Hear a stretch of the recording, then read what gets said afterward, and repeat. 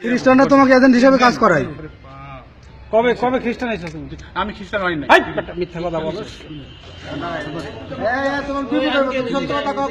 সত্য কথা বললে বাঁচবি বেটা, তুই তোর এনে বাঁচার সুযোগ নাই। খ্রিস্টানদের সাথে কতদিন ধরে কাজ করছো?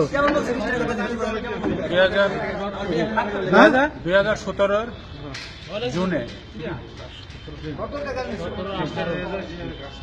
17 জুনে 2017 জুন থেকে খ্রিস্টানের এজেন্ট হিসেবে কাজ করো। চিটাগাং থেকে পাইছো চিটাগাং থেকে ওনারা তোমাকে। এই তোকে মারতে বলছে?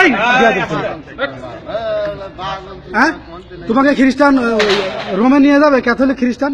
না, ওটা এখনো আমার বলে নাই। অফার দিই নাই? না, offer কত কোটি টাকা দিয়েছে তোমাকে খ্রিস্টানের কাজ করছো আমাকে তুমি? কোনো টাকা পয়সা এখনো পর্যন্ত দেয় নাই। হ্যাঁ, ওদের একটা ঢাকায় একটা ইয়ে আছে, হ্যাঁ। ঠিক আছে। হ্যাঁ, তো ওনারা বলছে যে উনি যখন পরিপূর্ণ এর মধ্যে আসবে, ঠিক আছে। ঢাকা কোন জায়গা নিয়ে যেতে পারবি খ্রিস্টানদের এজেন্টের ওখানে?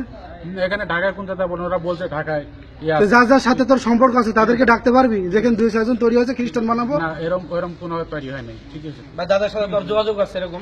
এই শোনেন, ওর কথা ওর মারি দেবে, এই কথা পুরা বাই করে না, এই কথা কিন্তু মিললে নাই। না, আপনার মনে করো আপনাকে যাই বলছে যে খ্রিস্টান মানে নিয়ে আসবে আমার কাছে। বন্ধুরা আপনারা দেখছেন লোকটি মুসলমান থেকে খ্রিস্টান হয়ে খ্রিস্টানদের কাজ করতেছে।